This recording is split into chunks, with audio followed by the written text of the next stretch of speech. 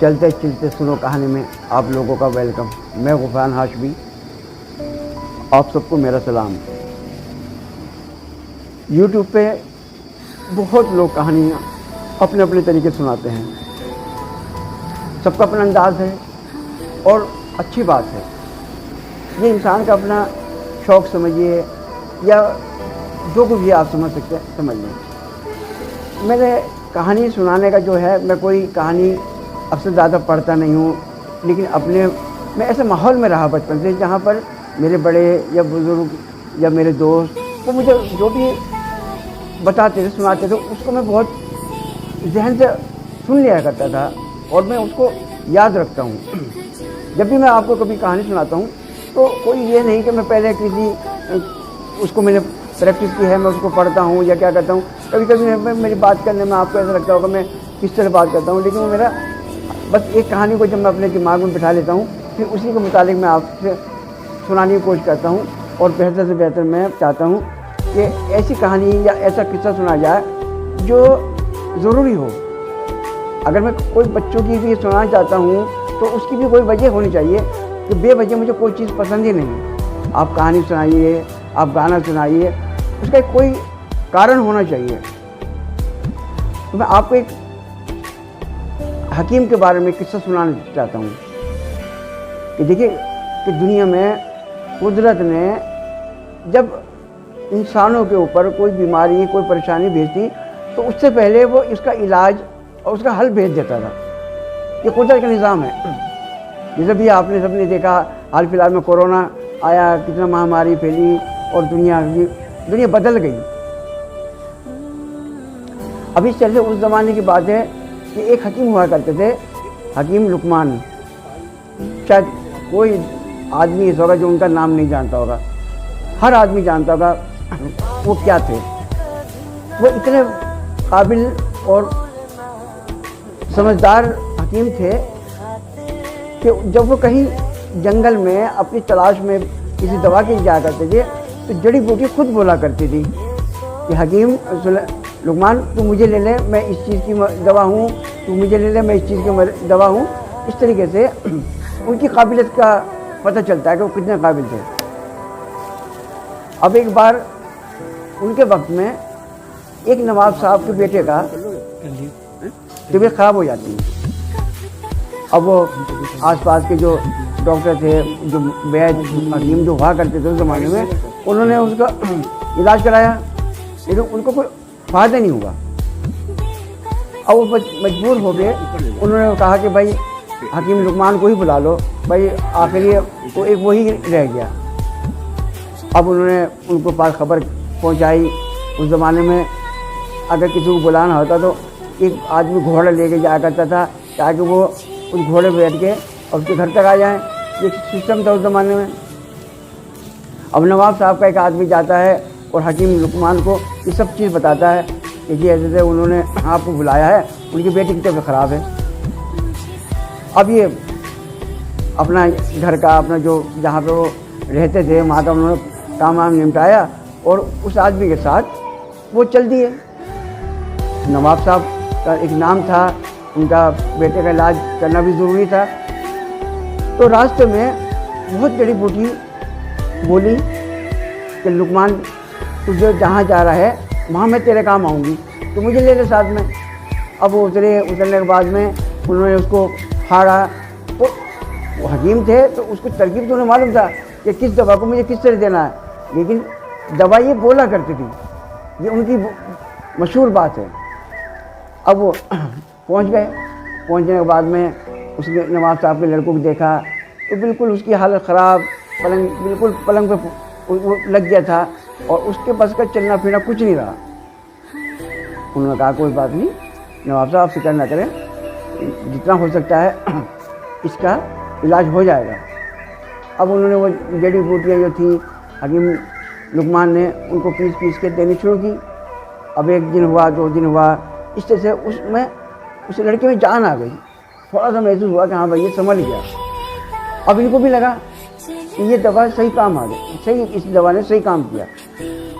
अब जो है वो 10-15 दिन दवा देने के बाद वो इस काबिल हो गए कि बैठने लगे। और फिर उन्होंने कहा कि देखो ये आपको कम से कम 3-4 महीने आपको दवा खिलानी होगी और आपका बेटा बिल्कुल ठीक हो जाएगा। अब मैं जाता हूँ क्योंकि मेरे वहाँ पे भी मरीज़ बहुत परेशान हो रहे होंगे। अब ये वहाँ से अपना दुआ सलाम करके और नवाब साहब से ये अपने घर आ जाते हैं। अब यहाँ पे इनका रोज़ का जो मरीज़ देखने का तरीका था, उसको दवा देना वो चलता रहा मसला। अब कुछ साल गुजर गए। अचानक नवाब साहब ने उसके पास में हकीम लुकमान के पास फिर खबर भेजी कि जी उस बच्चे की फिर तबीयत ख़राब हो गई और नवाब साहब ने बुलाया आपको। अब अपने बेफिक्र से, इन्हें मालूम था कि मुझे उसको दवा क्या देनी है और उसको मरज़ क्या है, तो उन्होंने अपना देखा जो उन्होंने डब्बे वब्बे जहाँ पे रख रखा था और उसको लेके चल दिए कि चलो बस अब तो मुझे ज़्यादा इसमें परेशानी नहीं आने की। अब वहाँ पहुँच गए। पहुँचने के बाद में उसको लड़की की हालत देखी, फिर वो दवा देनी शुरू की। दवा देने के बाद 1 दिन दी, 2 दिन दी, 3 दिन दी, यहाँ तक कि वो उनका जो नवाब साहब का बेटा था वो मर गया। अब जब मर गया तो हकीम लुकमान को बहुत शर्मिंदगी हुई, बड़ा दिल दुखा। ये क्या हुआ? नवाब साहब ने मुझे इतना भरोसा करके मुझे बुलाया और मेरा नाम भी था और इलाज होता भी था। अब नवाब साहब का तो बेटा चला गया तो वो उनके घर में मातम सा हो गया। ये भी मायूस अपना घोड़ा लेके अपने घर को वापस चल दिए। अपना झोला बहुत मायूस थे, चले जा रहे थे, समझ नहीं पा रहे थे भाई। लड़के की मौत ने उनके दिमाग पर बहुत बड़ा असर डाला और वो समझने लगे मैं कुछ नहीं हूँ, बेकार है मेरी हकीमत जो मैंने ये कर रखी है। और उसके बाद में वो रास्ते में दरिया पड़ा। अब जब वहाँ पे दरिया पड़ा तो वो रुक गए और रुकने के बाद में उन्होंने अपना जो झोला था, जो दवाई थी, वो दरिया में फेंकना चाहा और पूरा मन बना लिया कि आज से मैं हकीमत छोड़ दूंगा। अब जैसे वो दवा दरिया में फेंकने वाले थे तभी पीछे से एक आदमी आया और उसने हकीम लुकमान का हाथ पकड़ लिया और वो कहने लगे कि तुम क्या कर रहे हो? तो बोले कि मेरा हाथ छोड़ दो, अब मैं हकीमत नहीं कर सकता और ये दवा मेरे किसी काम नहीं आ सकी। आज मैं बहुत मायूस हो चुका हूँ। मैं अपने मिलने जुलने वाले जो मेरे अजीज थे, मैं उनके बेटों को नहीं बचा सका। तो जो पीछे आदमी खड़ा था उसने अपना हाथ खोल के दिखाया और बोले कि देखो ये क्या चीज़ है। अब वो हकीम लुकमान ने देखा ये तो वो गोली है कि जो मैंने उसको खिलाई थी। तो उन्होंने पूछा तुम्हारे पास कहाँ से आई है? तो जब पीछे वाले आदमी ने बताया कि मैं खुदा का फरिश्ता हूँ, ये गोली उसके पेट में जाने के लिए ही मैंने कुदरत ने मुझे, अल्लाह ने मुझे भेजा कि ये इसके पेट में ना चली जाए, क्योंकि इसमें इतना असर था। अगर इसके पेट में चली जाती तो उसकी मौत नहीं हो सकती थी। लेकिन हकीम लुकमान, तू मर्ज़ों का, बीमारियों का, इसका तुझे इलाज भेजा कुदरत ने दुनिया में, तुझे मौत का ठेकेदार बना के थोड़ी भेजा कि तू किसी को मरने भी नहीं देने का। अब ये सुन के हकीम लुकमान के तो होश उड़ गए। वो सोचे ये क्या हुआ कि मुझे किसी बात पर अफसोस हो रहा था कि मैं उसकी जान नहीं बचा सका। अरे भाई, जिंदगी मौत तो अल्लाह के हाथ है, कुदरत के हाथ है, मैं कौन था उसको बचाने वाला। यही बात उसके जो पीछे फरिश्ता था उसने कही कि तुम्हें तो दुनिया में फ़ायदे के लिए पहुँचाया है और ये मत सोचो कि आज तुम मायूस हो गए, तुम अपनी हकीमत छोड़ दूंगा। तुम्हें दुनिया को भी बहुत सिफत देना है। वापस अपने घर जाओ, अपने ठिकाने पे जाओ और दुनिया को फ़ायदा पहुँचाओ। लेकिन ये याद रखो कि तुम जिंदगी और बीमारी का तुम इलाज कर सकते हो, मौत का तुम इलाज नहीं कर सकते।